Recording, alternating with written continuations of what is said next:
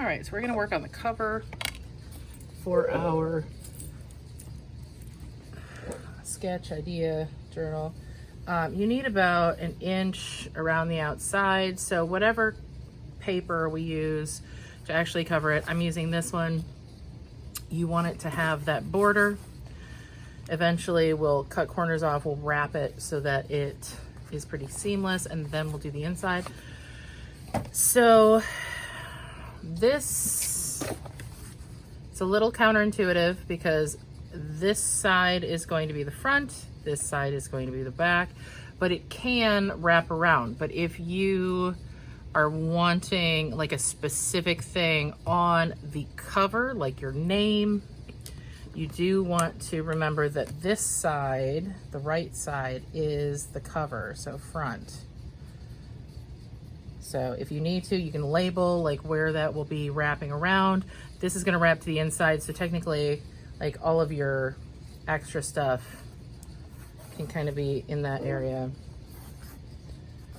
Do not cut it out because you have to wrap it, and it's gonna need a little extra space right here where it wraps around. So this is my front cover. I am going to, I'm gonna make a moon.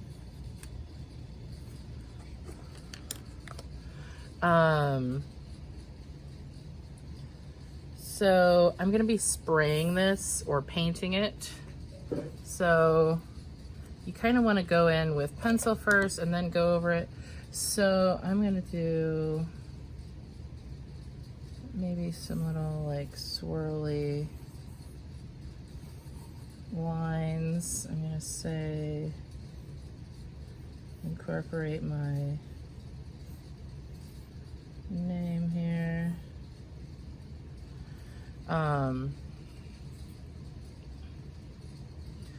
Maybe I'll do some like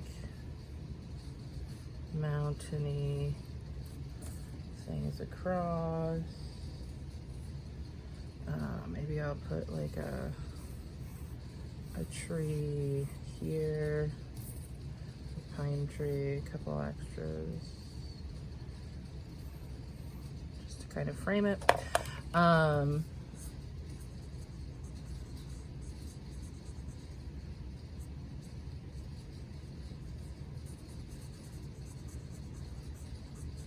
If you are doing a pine tree, you can kind of make your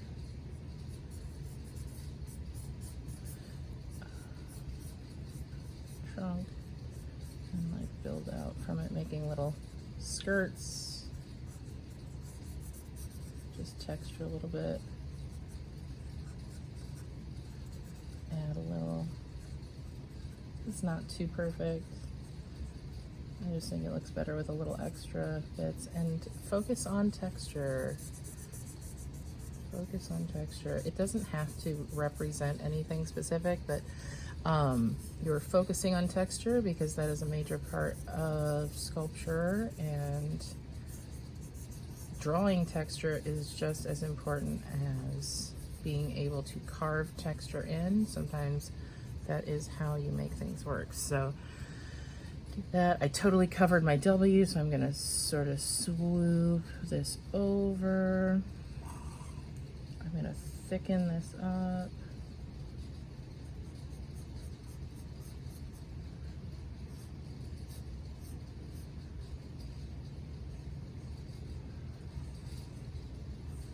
That's why we do pencil first.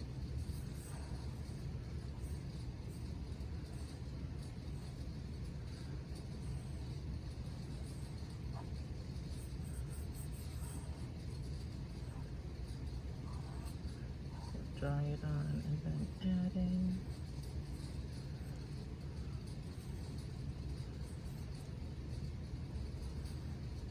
I'm thickening up the left-hand side. There we go. So I'm going to leave that and then maybe do like little.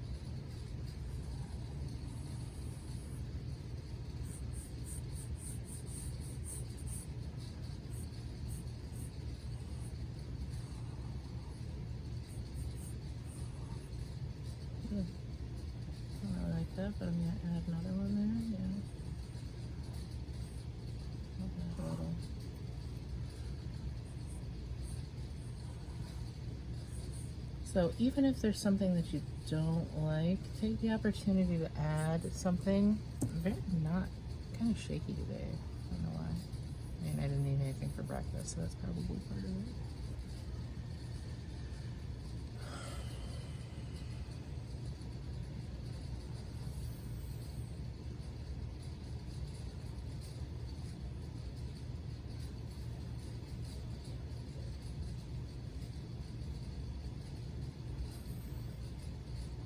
Join that to the H there. I think that'll make it look interesting. I'm gonna have to thicken the ends of these to kind of go along with it.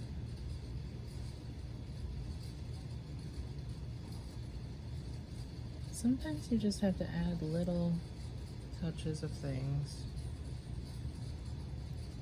I'll add one coming out from here too. I think that'll be good.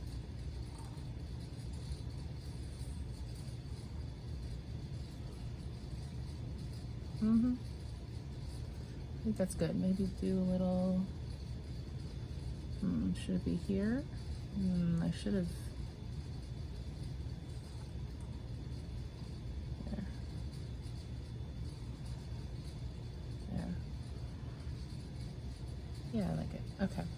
So then mountain-wise,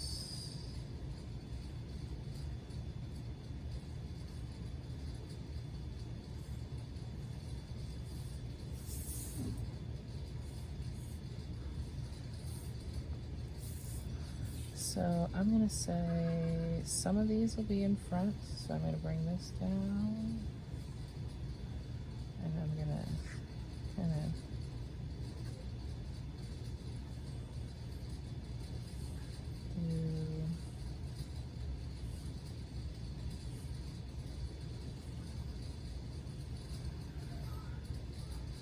do switch.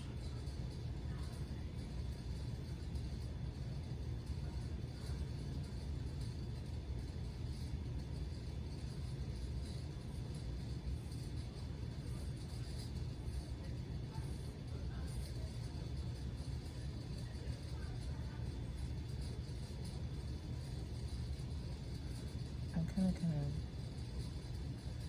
make this look like it's got like little ridges in it by doing this. I kind of like that. Okay, so let me do a little zigzag, figure out where this is going to be in front of this one, so let's bring this over. All right, and there, and then this will go this direction.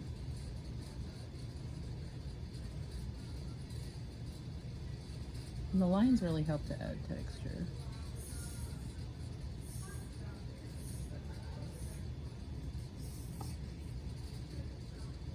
Put this one in front too. Ziggity zaggity.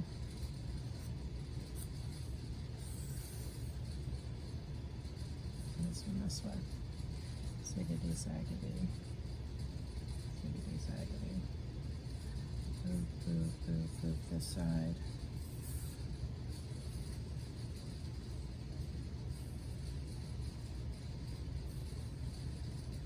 I could do this with a thinner marker, it might be interesting, but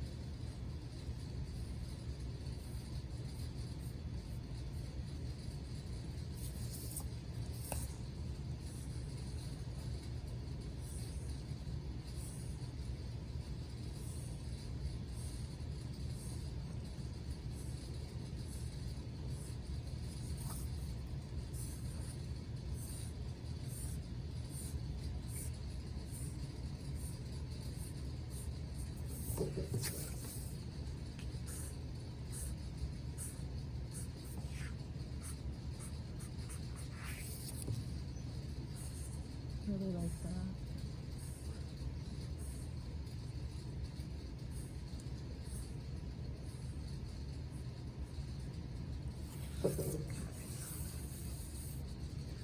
Alright, I think I'm gonna bring this over and kind of do like a little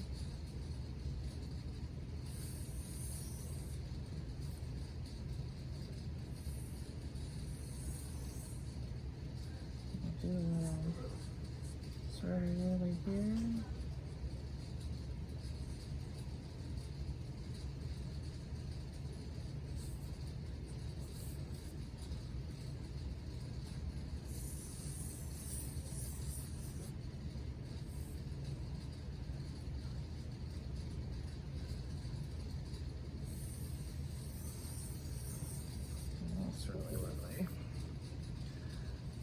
then I'm gonna leave this blank. I'm gonna add small tree. Now this trunk I'm gonna bring down so that it looks like it's closer. I'm gonna add some horizontal lines to make it a little more textured and make it a little more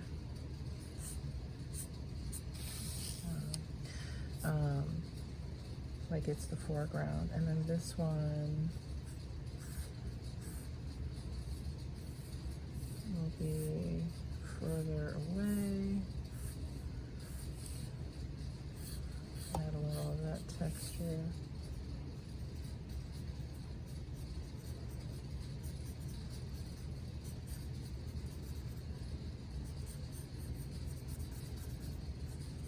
So I can kind of fill in. Now I got my shape, fill in.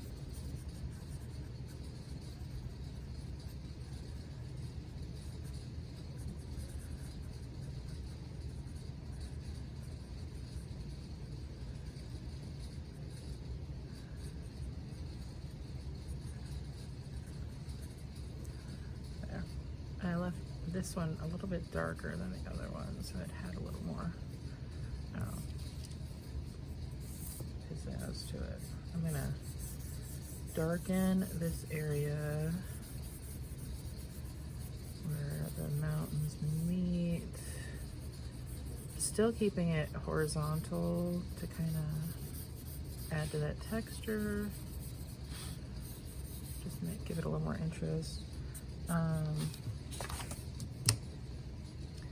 That way, then I can grab over that to protect it. Then I'm gonna grab these. You can do regular paint. I'm just gonna kind of go in here and spritzy spritz. I like the way it feels. It looks interesting. Do wipe off the table after this. Ooh, that's very dark. Okay, I'm gonna put this down here. Maybe a little.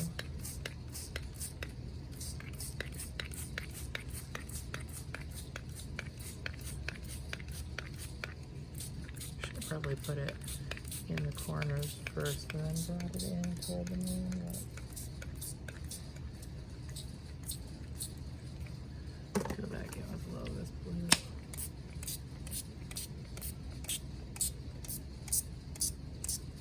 It's a funky sprayer. Ah, geez.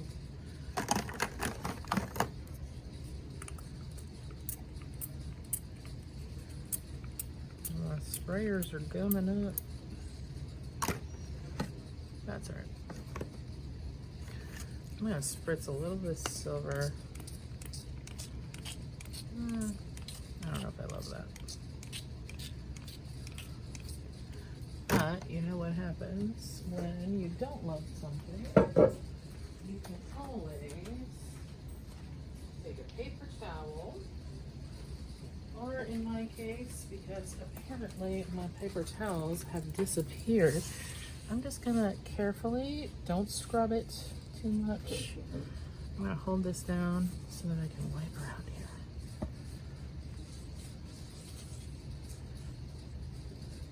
It's the one thing about, like, if you do block off a section by putting something on top, make sure that if you are using that you hold it down so that when you pull it off, it stays where you want it to stay.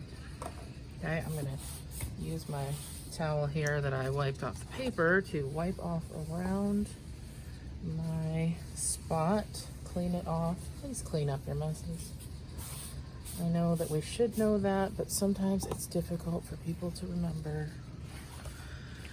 So now I'm gonna let this wait, and then I'm going to wrap it around so that it is my cover. And that will be, it's a little moist. I know people hate that word. deal with it. Put my sunglasses on. We're gonna wrap it.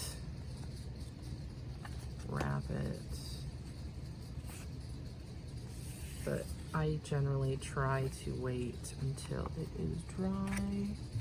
But I figured I would give you sort of a preview where you have it that goes around. I usually like fold these a little, and I either trim them off right on that little line, or I just kind of tuck it and glue it down. So kind of like if you were wrapping presents.